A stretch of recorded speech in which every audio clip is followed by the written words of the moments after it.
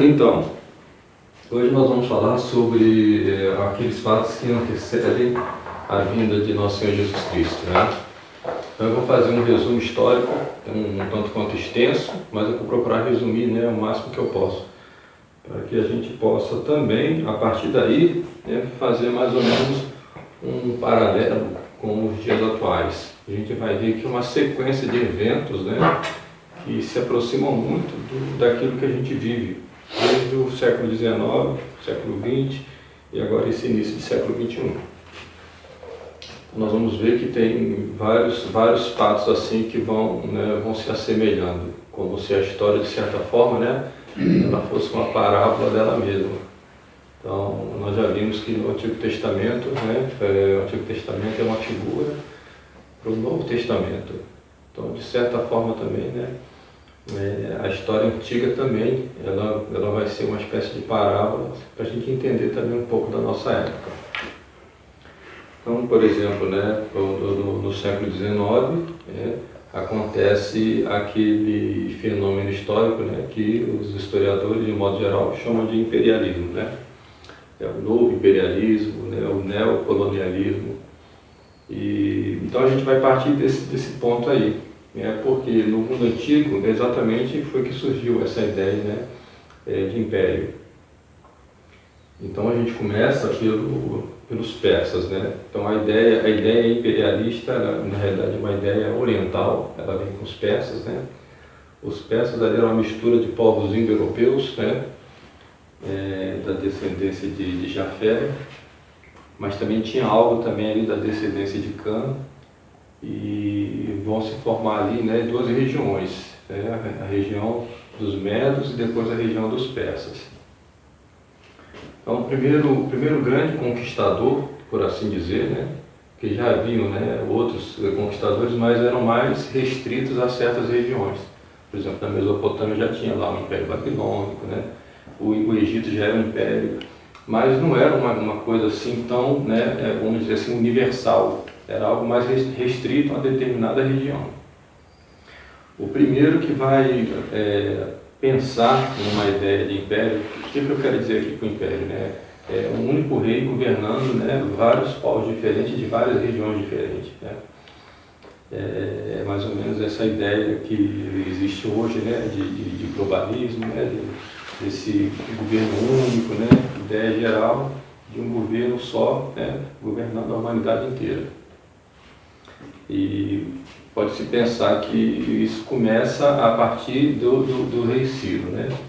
O rei persa, então, no ano 559. Então, vocês vão reparar que nós temos uma cronologia, toda a cronologia antes de Cristo ela vai em ordem decrescente, né?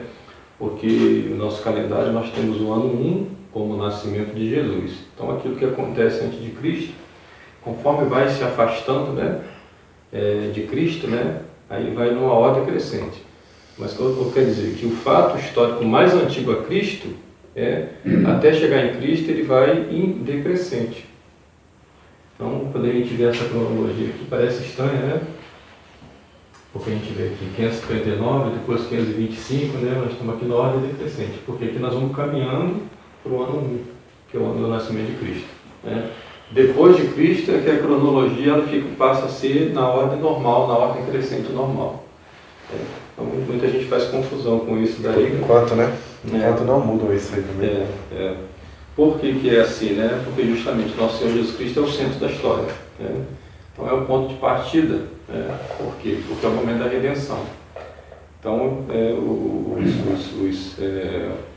a igreja, quando elaborou esse calendário, né, que era baseado no calendário já que os romanos tinham, a igreja vai fazer algumas adaptações e vai colocar ali o ano 1, né, no nascimento de Jesus Cristo, que coincide na época, né, do governo do primeiro imperador romano, que foi Otávio Augusto, né? Então, é por isso que a gente tem um pouquinho essa confusão, né? Antes de Cristo, aí numa ordem decrescente, do maior para o menor, e depois de Cristo, numa ordem crescente, segue normal. Então, o Ciro, né, Ciro o Grande, ele vai conquistar os medos ao norte, né, vai unificar a Pérsia, e aí ele vai partir, né, para a conquista a oeste. Então ele vai conquistar a Mesopotâmia, né? E se posso dar da Mesopotâmia naquela época era a Babilônia. Então conquistou a Babilônia, né? Você conquistava tudo ali. Ele vai conquistar a Babilônia naquela época estava sob o domínio dos caldeus, né? Era um povo mesopotâmico, povo semita, né? Da descendência de Sem. Eles vão ser derrotados, e nesse período aí é justamente o período em que, né, o povo, né, de Israel, que agora nós já chamamos, né, de judeus, porque já falamos na aula passada que já havia feito, né, aquela divisão das 12 tribos. Então, só para relembrar aqui, né, as 12 tribos tinham um significado, né, e tinham formado um grande reino.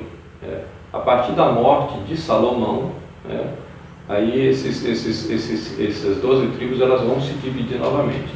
Então 10 tribos vão formar ao norte, né, o reino de Israel, e 2 tribos ao sul vai formar o reino de Judá. Entendeu? Então nós falamos aqui, né, que o nome Israel, né, é dado justamente às tribos do norte por causa do direito, né? Nós temos aqui, posso fazer até a leitura aqui, para vocês verem como é interessante, né? Eu trouxe a Sagrada Escritura para a gente ver como que o Jacó, né, Israel, antes de morrer, ele vai dando a bênção para os seus filhos, né? Então, ele vai, quando ele dá a bênção a José, né,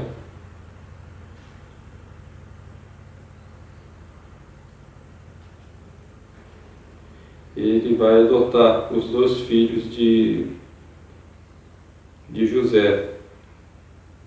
Ele vai dar a primazia ao filho mais novo de José. Essa primazia significava que, a partir daí, esse filho mais novo teria o direito de usar o nome de Israel, né? Então ele vai falando um por um aqui, fala para Rubem, depois fala para Simeão, Levi, né? Quando ele fala de Judá é muito interessante, porque ele vai dizer que é da descendência de Judá que virá o Messias. Então isso aqui é uma coisa importante para dizer o seguinte, né? Quando a gente fala na Antiga Aliança, né, quando a gente fala de Abraão, quando a gente fala de Moisés, é um erro se referir a esses como sendo de religião judaica. Essa história de religião judaica é um nome que é derivado justamente de Judá, né? Então, antes do reino de Judá, não se fala essencialmente em religião judaica. Na realidade, se falava a religião do Deus verdadeiro, que é a mesma nossa, né? É o único Deus, o mesmo Deus, né? O mesmo Deus de Abraão, o mesmo Deus nosso. Então é a mesma religião, né? Passa-se a usar o termo judaico como referente a uma religião depois de Judá, depois desse domínio, né, de Judá, do reino de Judá, né, da descendência de Judá. E por que isso? Porque justamente era da descendência de Judá que nasceria o Messias. Então o Jacó, antes de morrer, ele já vai anunciar isso, né? Então ele vai falar para Judá: Judá, teus irmãos te louvarão, pegarás pela nuca os inimigos, os filhos de teu pai se prostrarão em tua presença. Filhote de leão, Judá, voltas trazendo a caça, meu filho. Dobra-se, deita-se como um leão, como uma leoa. Quem o despertará? Não se apartará, olha, isso aqui que é importante, a profecia que ele faz. Não se apartará o cetro de Judá, nem o bastão de comando dentre seus pés, até que venha aquele a quem pertence por direito e a quem deve obediência aos povos. Então está falando assim, até que venha o Messias, o Salvador, está anunciando aqui a vinda de Jesus, e está dizendo que Jesus virá justamente, né, da descendência de Judá. E ele dá 2 sinais para isso, né? Então, ou seja, vão perder o cetro, né? Ou seja, a coroa real. Então, o Messias virá numa época em que o reino de Judá estará sendo governado por um rei que não pertence à descendência de Judá. Isso é um sinal da vinda do Messias.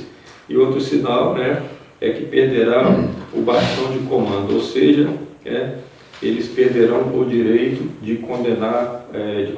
de execução à pena de morte, né? O direito da espada. Então nós vamos verificar que essas duas coisas vão acontecer quando Jesus nascer. Mas vai se cumprir a profecia que Jacó faz, né, para ajudar.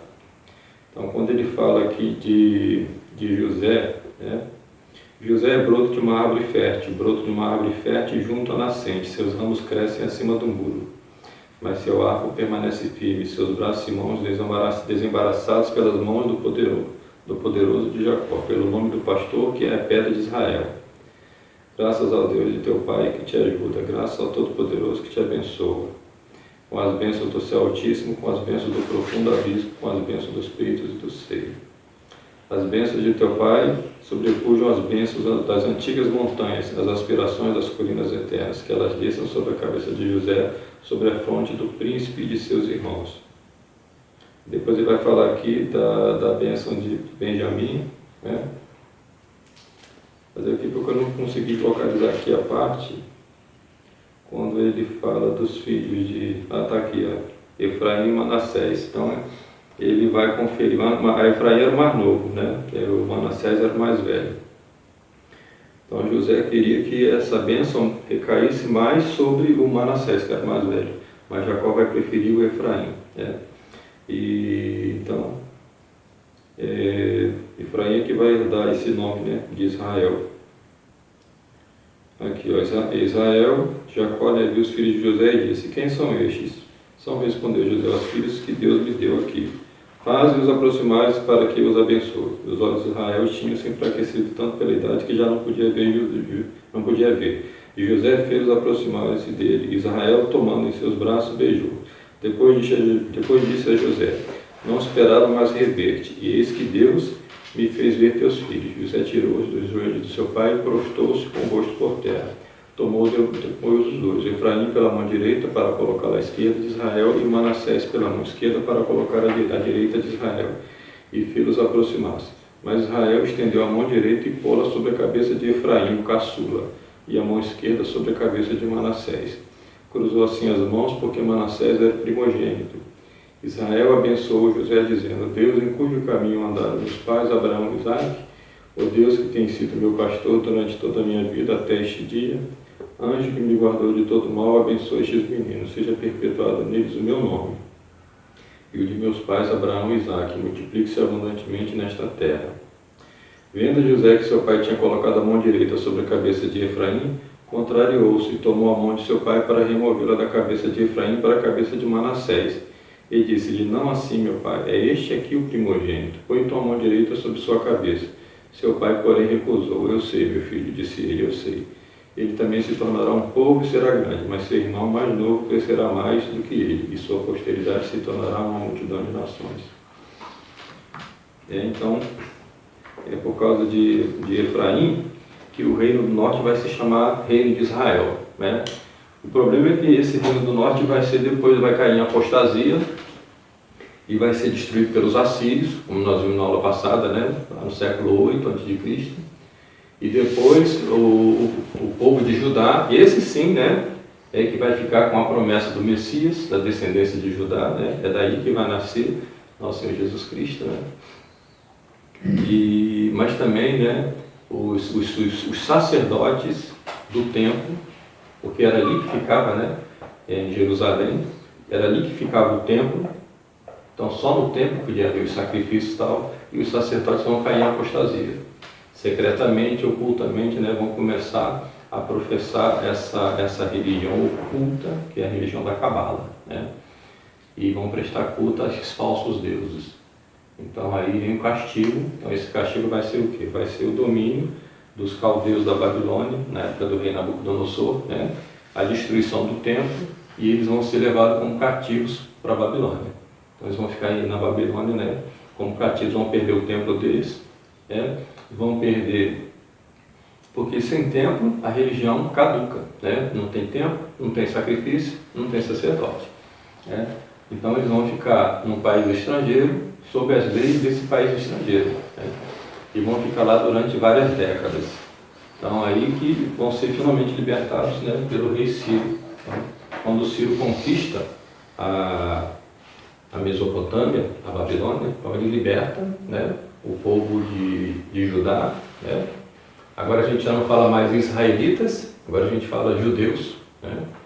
O povo de Judá são os judeus, então eles vão retornar para Jerusalém, e só que Jerusalém continuava sob domínio dos persas. Os persas também tinham dominado aquela região toda, né. E nesse momento as 12 tribos, como é que ficou a situação delas? Elas já tinham se unido? Não, se espalharam, né? Dispersaram? Aí começa o primeiro processo de dispersão, né, do povo, do povo judeu.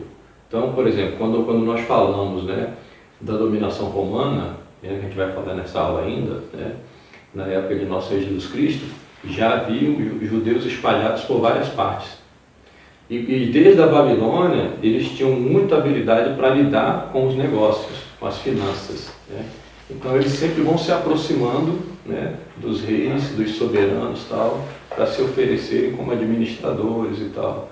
Então eles vão ter grande influência já na Babilônia, né?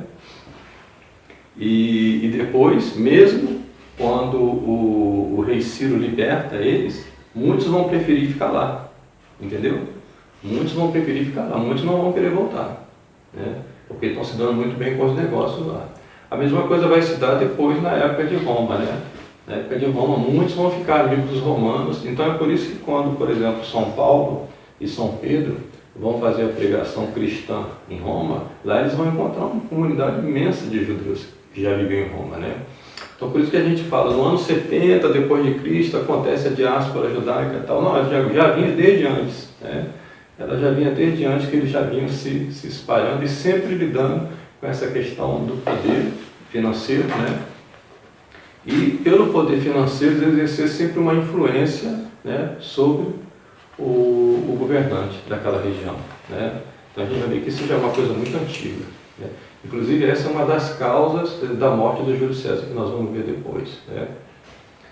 Bom, então o primeiro império, né, mundialista, por assim dizer, a gente pode dizer que foi o do rei Ciro, né? Embora o rei Ciro ele era globalista no sentido como a gente entende hoje, né? Porque ele era bastante ecumênico. À medida que ele dominava um povo, ele dava liberdade religiosa, né? Nós vimos que os outros povos, né, por exemplo, né, os gregos, né, não existia isso, né? Os gregos era a guerra de Deus contra Deus, né? Para vencer uma cidade você tinha que derrotar os deuses daquela cidade, né? O rei Ciro da Pérsia é meio como que compra esses deuses, né? E permite que aqueles povos aos quais ele submete sua autoridade, permite que eles continuem, né, cultuando os seus deuses, né, desde que paguem tributos ao governante, ao soberano, né, e também prestem culto aos deuses da cidade persa, né. Então, veja bem, né, que é uma espécie de pan-religião, né. É por isso que chama de panteão, né. Que aí todas as religiões ali, mais ou menos ali, né. E era uma maneira muito hábil também dele não suscitar a revolta daqueles povos os quais ele dominava. Então isso era uma jogada política, né, de fazer esse processo ecumênico, né, e fazer com que todas as religiões tenham liberdade, chamada liberdade religiosa, tá? Nós já vimos isso aqui como o persa, né, o Ciro, o rei dos persas. Depois da morte dele vai vir Cambises, né, 525, né, que vai vencer a Batalha de Pelusa e vai conquistar o Egito, né. Depois nós vamos ter, isso então continua a expansão do Império Persa, né. Aí nós vamos ter o rei Dário I, né. O rei Dário I, ele vai querer um domínio ali da Ásia Menor e vai partir para a guerra contra os gregos, né. Os gregos, nós já vimos, né, os gregos nunca formaram império, os gregos nunca tiveram noção de império, justamente por quê? Porque a formação grega estava toda fundamentada na religião dos manes, né, no solo sagrado, do fogo sagrado e tal. Então, as cidades gregas se constituíram a partir dessa religião, né, do culto aos mortos. Então, os gregos enraizaram-se de uma tal maneira naquele, eles não tinham pretensões de dominar outras regiões, né? Então, por isso, na Grécia vão ser as chamadas cidades-estados, as polis gregas, né? Então, cada qual com seu culto ao fogo, com seu culto doméstico, com seus deuses e tal. Então, elas nunca se uniram, né? Alguns historiadores dizem, né, que se os gregos tivessem, né, se unido, e tivessem partido para essa ideia de império, provavelmente eles teriam, né, conquistado, né, o mundo. Mas eles vão ter depois, né, um herdeiro à altura, que vai ser o Império Romano, né? Então os gregos eles vão ser sitiados pelos persas, né? E o primeiro ataque vai ser justamente, né, contra Atenas, que era a cidade mais rica nesse período, né? Nós estamos falando da época daí primeiro. Então é o século VI, século V a.C., né? É a época clássica da história grega, né? Mas, por outro lado, né, é a época também da decadência. O Fustel de Coulanges, ele mostra, né, que há um processo de decadência e os historiadores geralmente tomam isso ao contrário. Para eles há um progresso, né? O que o Fustel de Coulanges chama de decadência são 3 momentos, né? O primeiro momento é quando a religião, a ideia de religião é suplantada, né, pela ideia de política. Então se põe a política, né, acima da religião. E depois, né, a política mesmo é suplantada pela ideia econômica. Então há um grande crescimento da atividade econômica, um grande crescimento, né, dos comerciantes. E quando esses passam a dominar, né, aí acontece o processo do igualitarismo. Aquelas classes que eram mais inferiores, elas começam, né, a reivindicar igualdade. Então aí entra no processo de decadência, que é onde vai dar na chamada democracia, né? Então quando chegamos na democracia na Grécia, não é uma evolução política, é o contrário, é uma decadência política, né?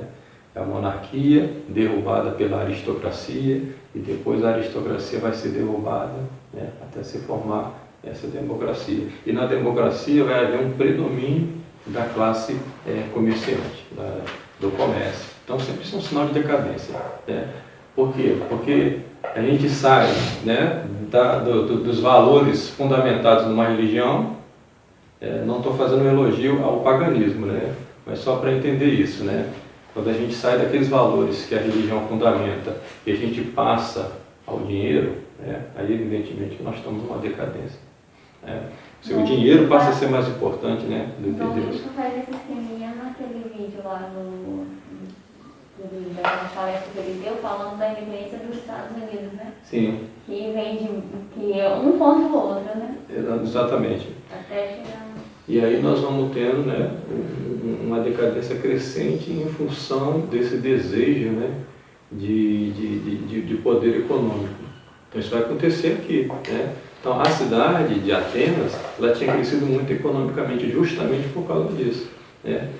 Porque primeiro eles derrubaram a monarquia, e quando foi derrubada a monarquia em Atenas, né, ela foi derrubada pela aristocracia. Por quê?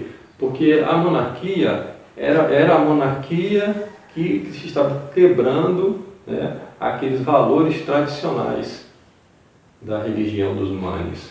Então a aristocracia ela vai derrubar a monarquia como uma reação a isso, ou seja, não é para fazer uma revolução, mas é justamente o contrário, é para manter aquilo que a monarquia está desfazendo, que a monarquia passava a conceder privilégio para aquelas outras classes, né?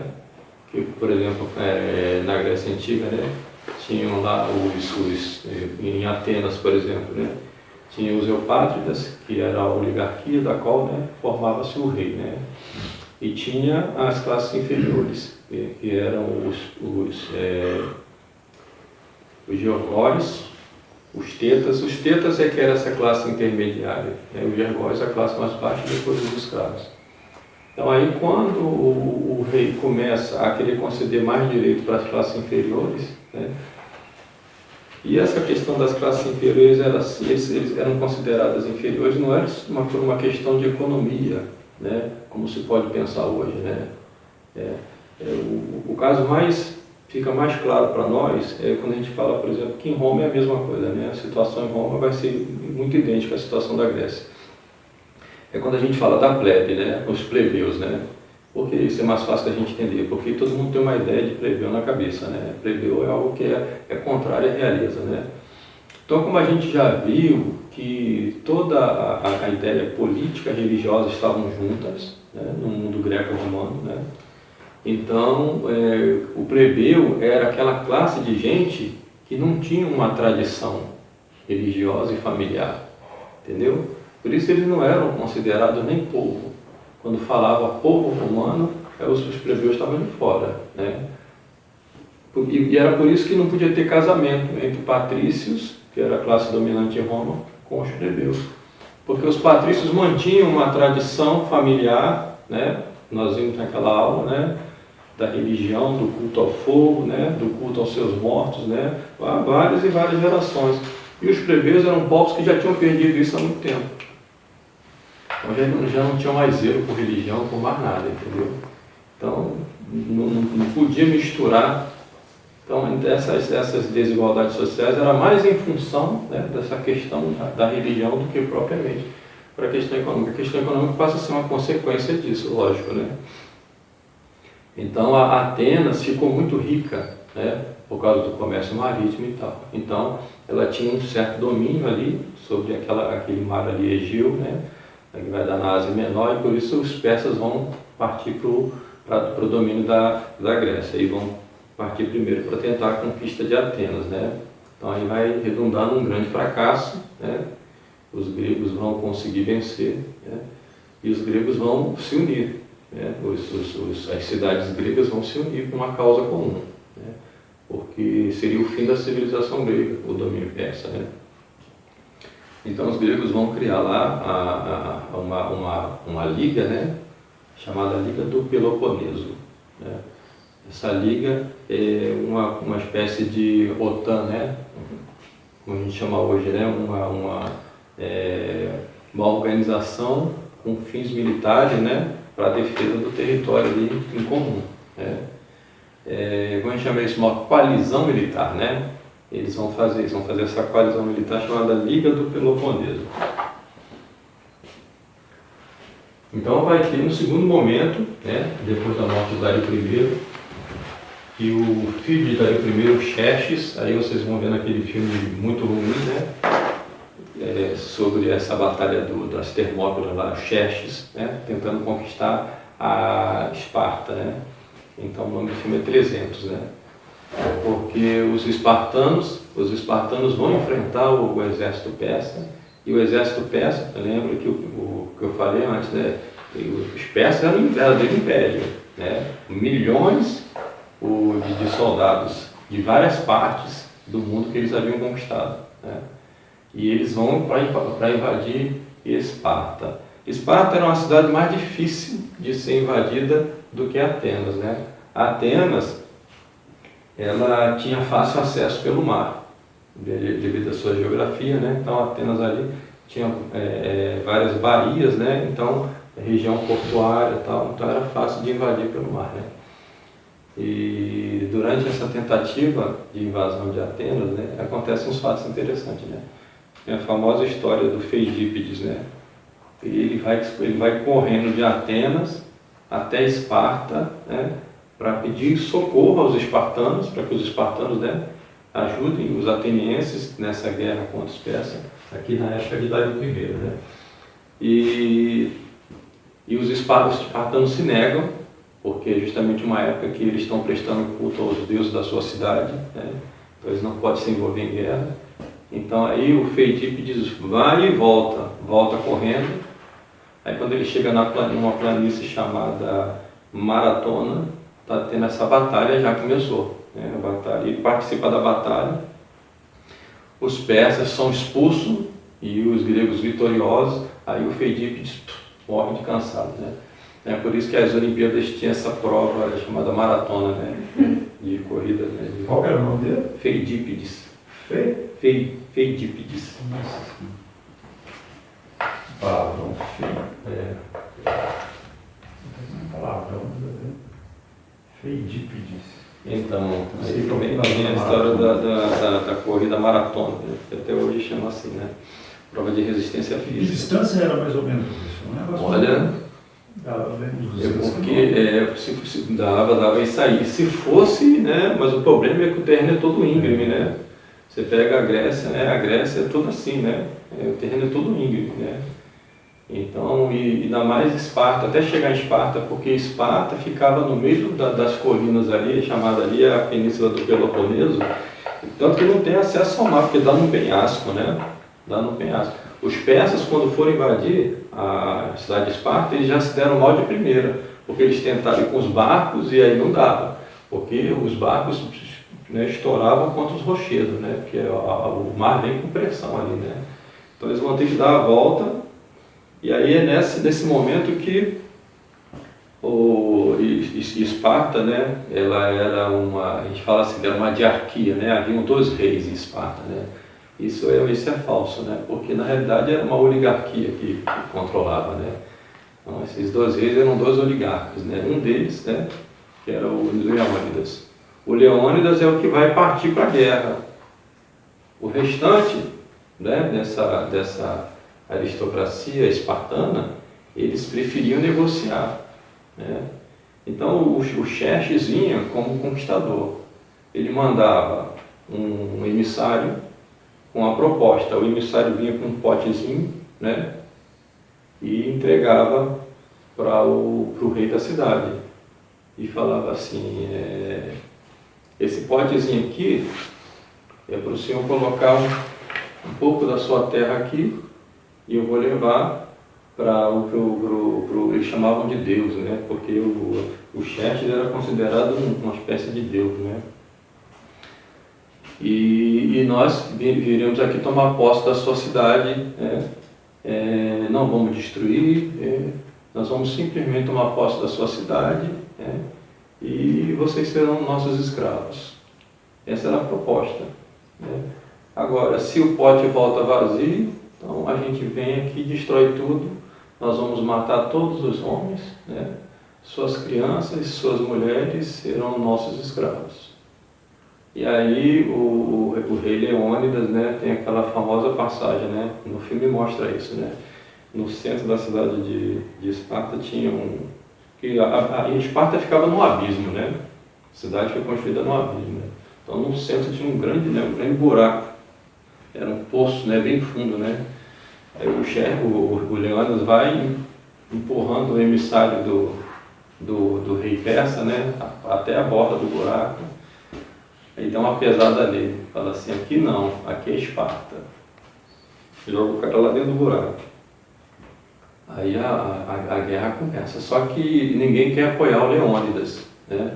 Então o Leônidas junta 300 guerreiros, e vai esses 300 lutar contra essa multidão de exército dos persas. Só que eles têm uma estratégia. Os persas, eles para chegar em Esparta, eles têm que passar por um corredor estreito entre as montanhas.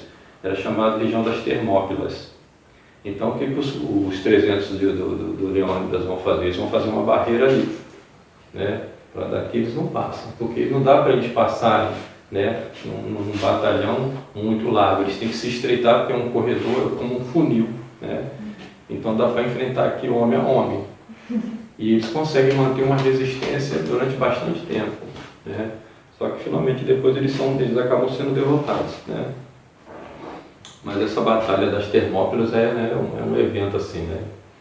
Mas ainda assim eles vão ganhar tempo suficiente para que as outras cidades gregas depois, né, ajudem Esparta, e aí finalmente os persas são vencidos. Mas essa foi a última tentativa da dominação persa sobre a Grécia, né?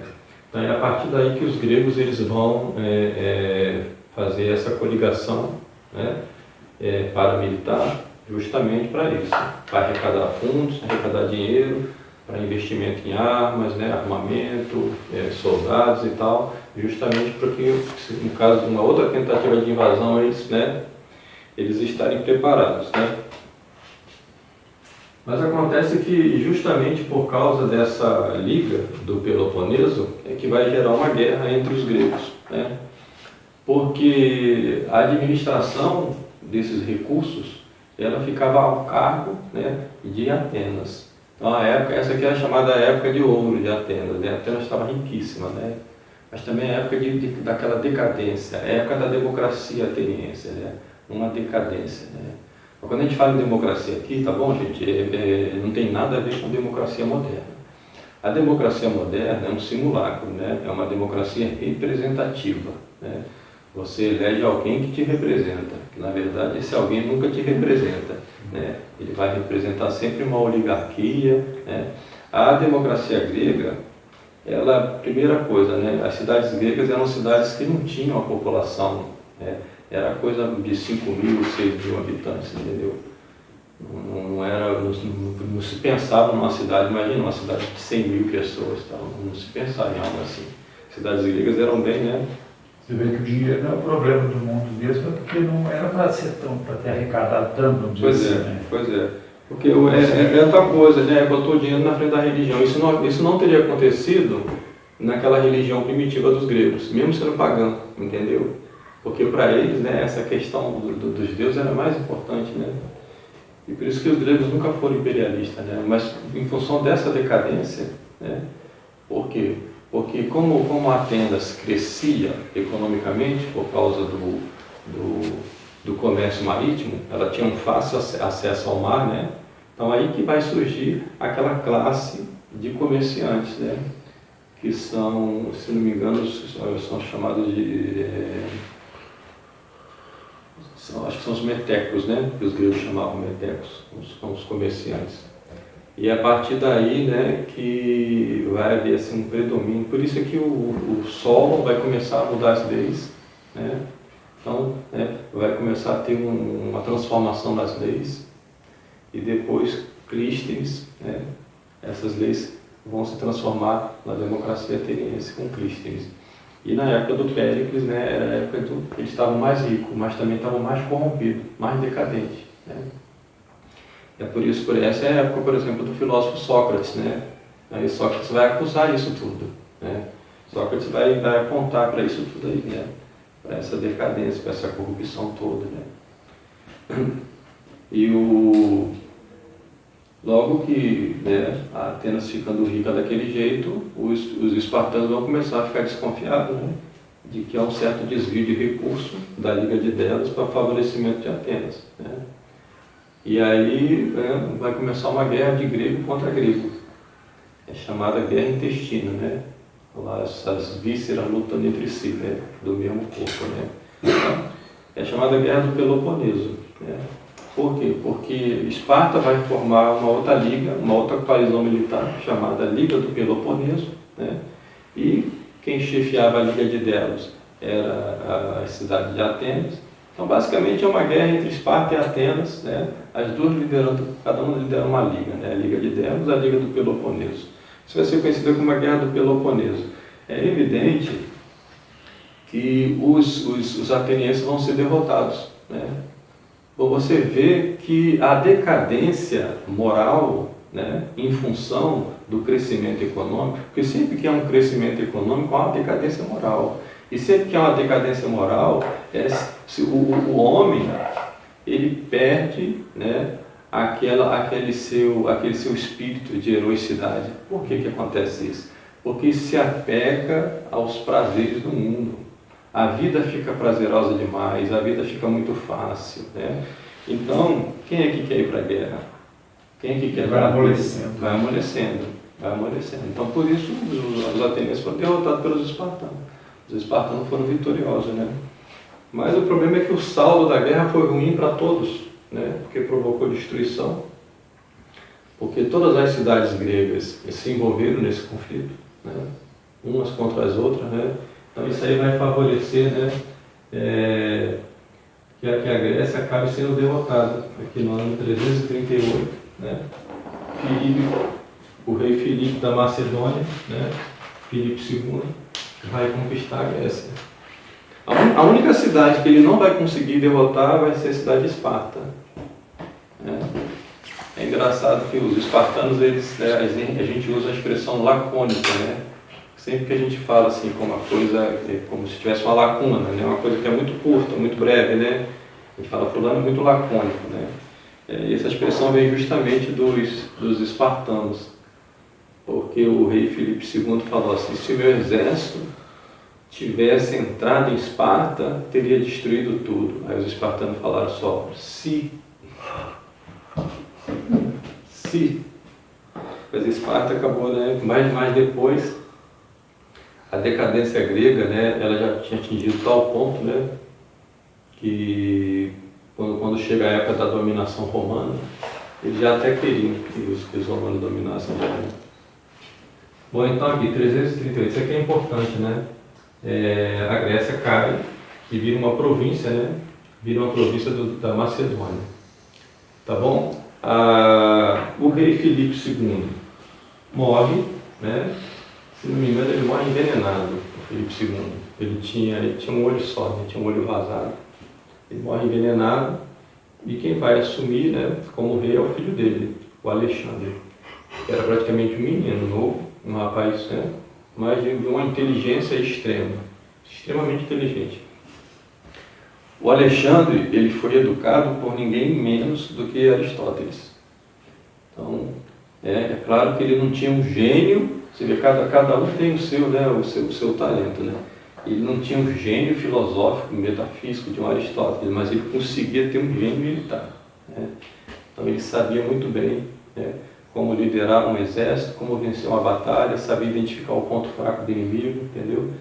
Então, o maior império, por assim dizer, né, que vai superar o Império Persa vai ser justamente o dele, o de Alexandre, em pouco tempo.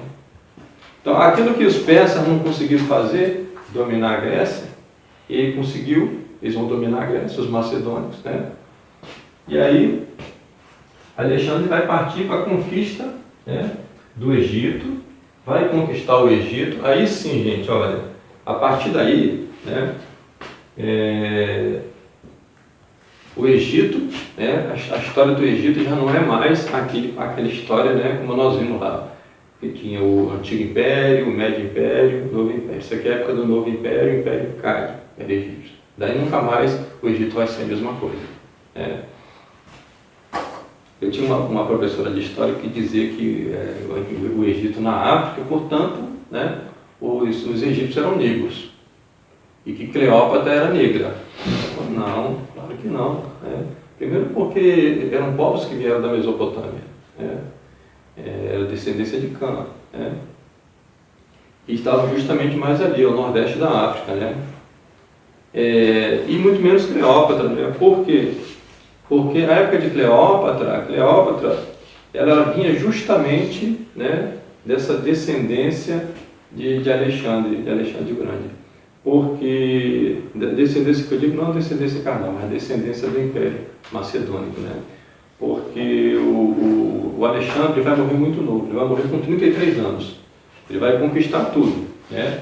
Ele vai conquistar o Egito, vai fundar a cidade de Alexandria, né?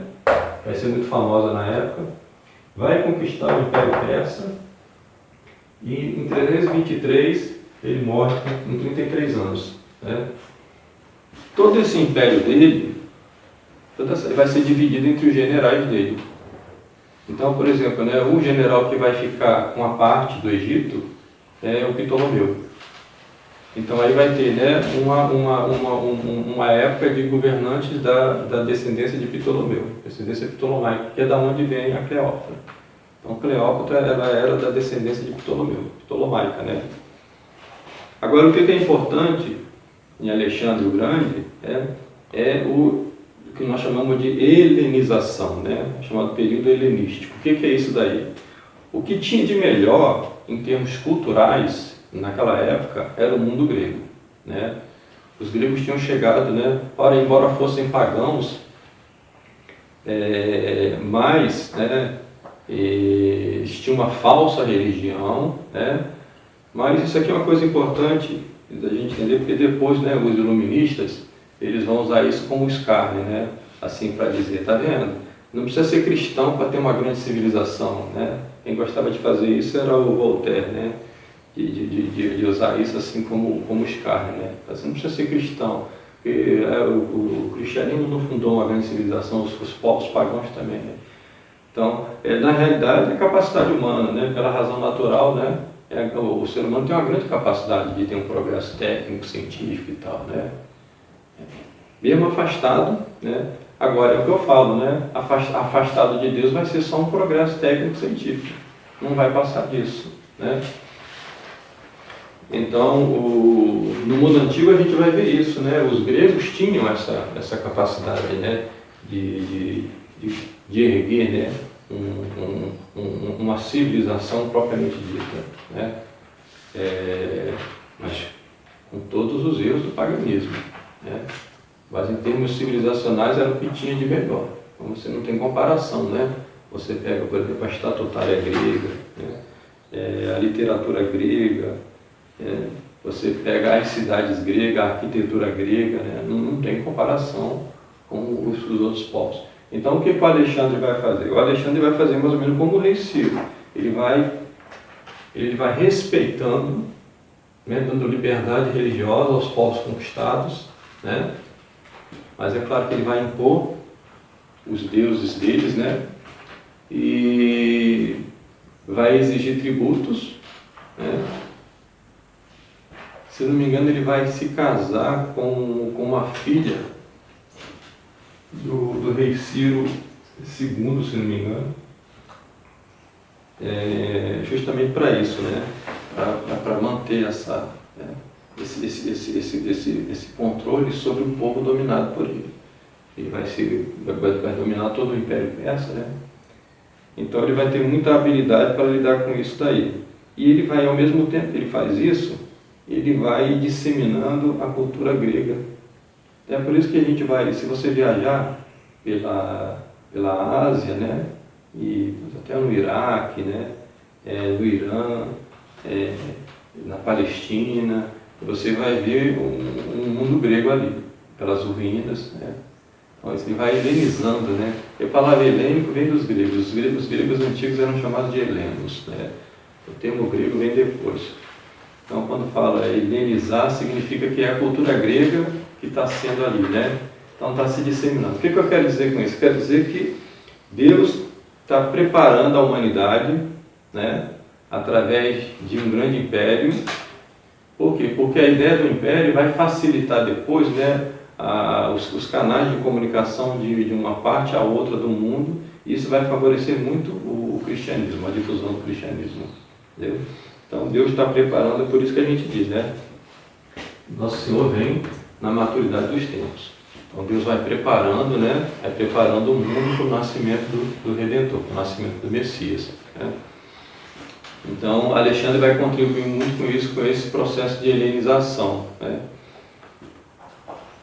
Aí vem a época do rei Antíoco, né?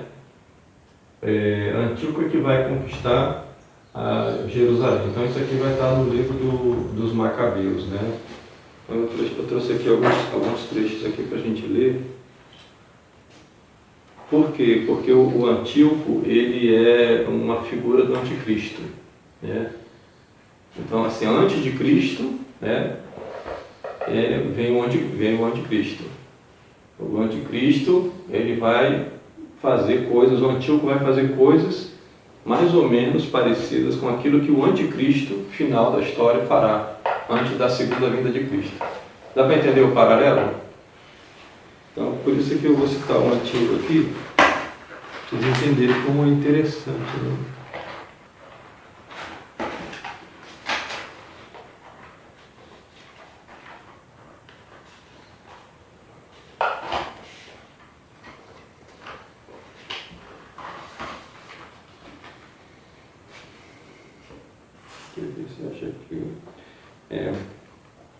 O mais notável prenúncio desse flagelo ao qual estamos destinados, que é o anticristo que virá, né, apareceu após Daniel e antes dos apóstolos, né? Então Daniel é na época do cativeiro da Babilônia e antes dos apóstolos, né?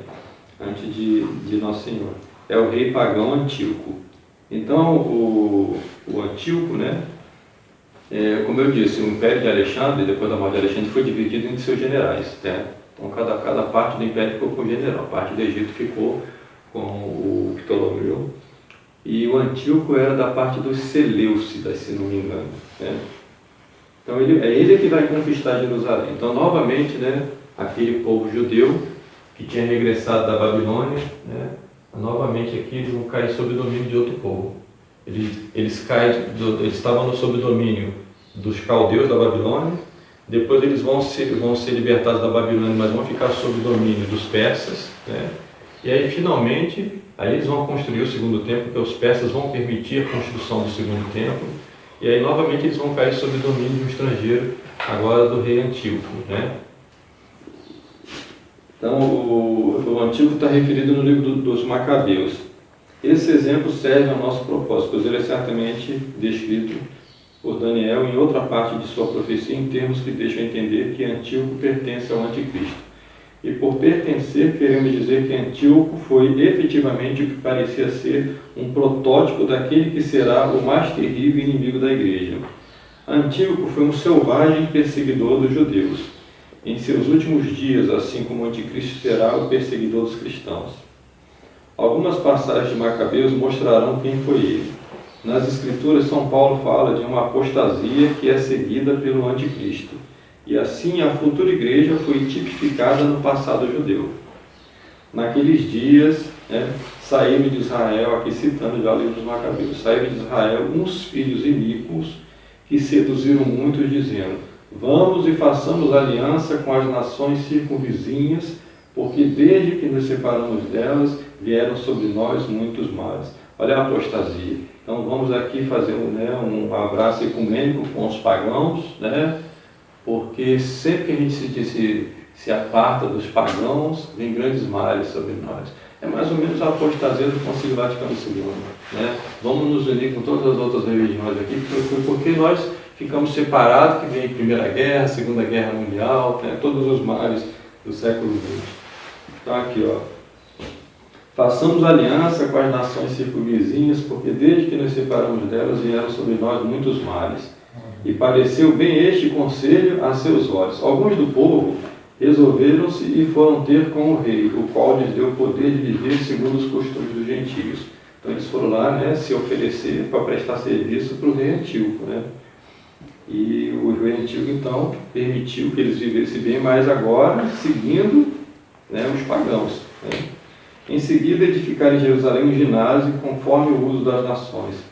Dissimularam os sinais da circuncisão, separaram-se da santa aliança, juntaram-se com as nações e venderam-se para fazerem o mal. Aqui tudo em Macabeus. Eis a apostasia. Após essa introdução, o inimigo da verdade aparece. Depois de ter vencido o Egito, Antíoco voltou e marchou contra Israel.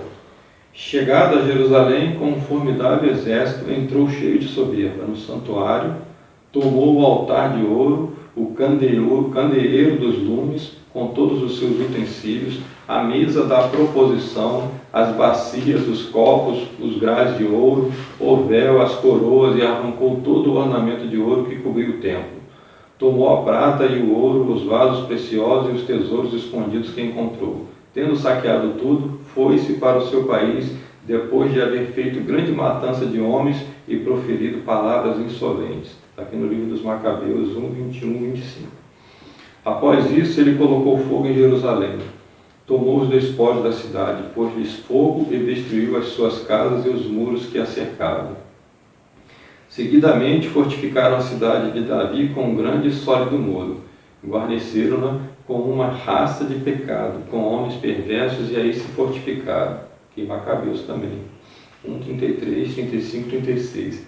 E depois, então, o rei Antíoco decretou a todo o seu reino que todos os povos não fossem mais que um. Olha que coisa. Que qual abandonasse sua lei particular. Então, todos os povos vão se unir em torno de uma única autoridade, né? Todas as nações se conformaram com esta ordem do rei Antíoco. Muitos de Israel submeteram-se a este culto, sacrificaram os ídolos e violaram o sábado. Apostataram, né? Após isso, ele impôs essas impiedades sobre o povo escolhido. seriam mortos todos aqueles que não profanassem os sábados e as solenidades. Mandou, além disto, que se profanassem os lugares santos e o santo povo de Israel. Ordenou que se erigissem altares e templos, que se levantassem ídolos, que se oferecessem sacrifícios, suínos e outros animais imundos, que deixassem os seus filhos por circuncidar. Após um tempo, ele construiu um ídolo, ou nas palavras da história, edificaram a abominação da desolação sobre o altar de Deus. Essa aqui é a profecia de Daniel, que também serve, né, para o fim dos tempos, né, para a segunda vinda de Cristo, quando fala que Cristo mesmo anuncia isso, né, do abominável da desolação no lugar santo.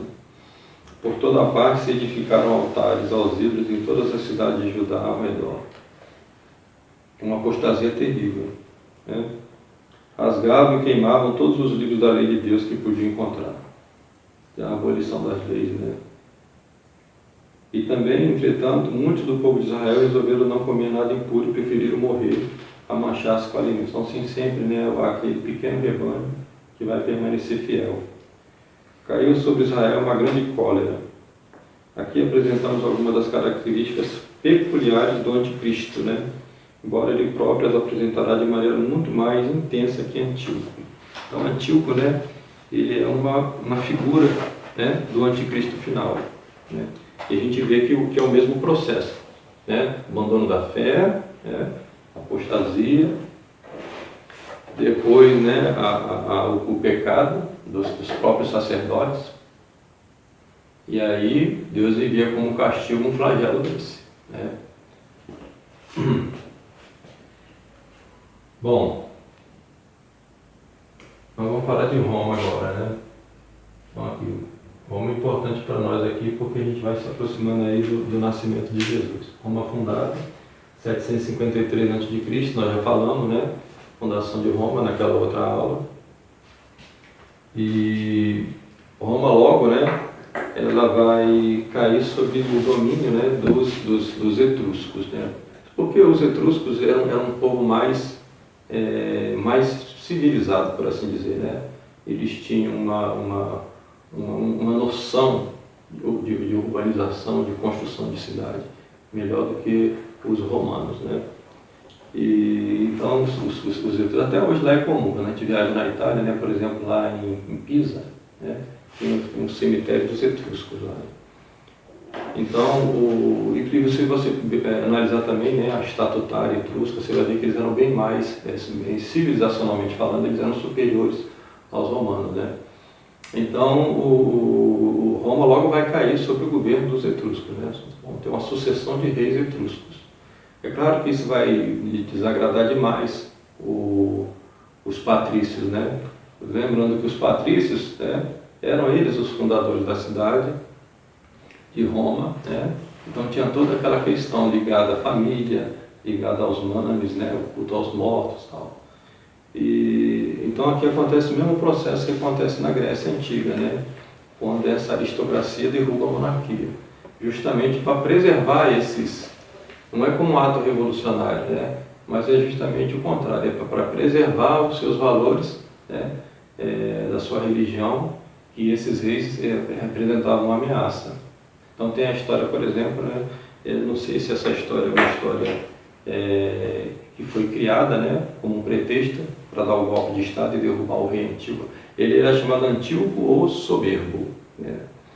Então esse apelido dele demonstra, né, que ele era um tirano, na verdade, né?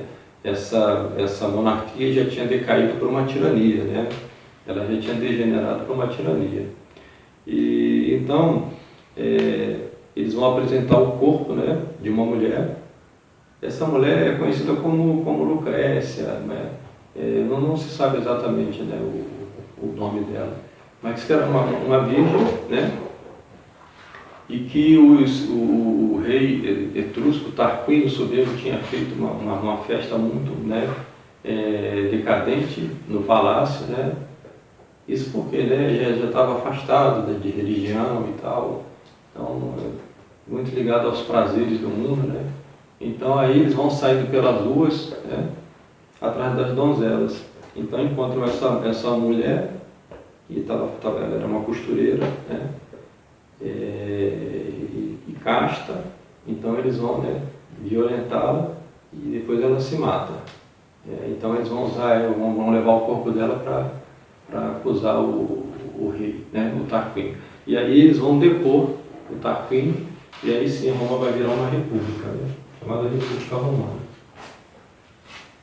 Então deixa de ser uma monarquia. Na verdade, quando fala república, nós estamos falando de uma aristocracia, né? Aqui é um governo aristocrático. Isso quer dizer o quê, né? A monarquia é governo de um homem, é um rei governando, né? A aristocracia é o governo de um grupo, né? Aqui os romanos vão chamar isso de república. República quer dizer coisa pública, né? É coisa, né? Coisa pública. Então aqui se forma, né, uma aristocracia, e essa aristocracia então vai fazer uma administração, né, de Roma muito eficiente, muito eficiente. Então vão ter lá, né, as assembleias, né, vai ter a Assembleia Curiata, né, que vai cuidar dessa. Então eles vão fazer o mesmo processo que aconteceu na Grécia Antiga, né? Então derruba a monarquia, porque o monarca ele representava duas coisas, né? Esses dois poderes, né? Que é o poder religioso e o poder político, né? Platão, quando escreve a República, Platão já se queixava disso. Platão falava, isso não dá certo, né? Isso não dá certo porque o homem, ele facilmente cai em corrupção quando ele tem muito poder. Então é necessário que ele tenha uma sabedoria, né? E não só uma sabedoria, é necessário que ele tenha uma vida de pureza, de castidade, né? Então, para Platão, o governo ideal era esse homem, né? Que fosse, né, um homem casto, né? Um homem honesto, sem corrupção, mas que fosse sábio para ser o sacerdote e ao mesmo tempo ser o rei. Platão pensava isso, né? Não dá, é impossível, né? É impossível. E a história ia demonstrando isso, né? Ia demonstrando essa impossibilidade. Então, quando eles criam a República Romana, eles vão separar essas funções. Então, você vai ter lá o sacerdote agora, né? Que é o sumo pontífice, que vai fazer todo o culto aos deuses. Isso era o mais fundamental, né? Só que agora eles vão inverter. O mais importante vai ser justamente a parte política. É por isso que, né, já é essa mudança de monarquia para a aristocracia já é uma decadência. Já.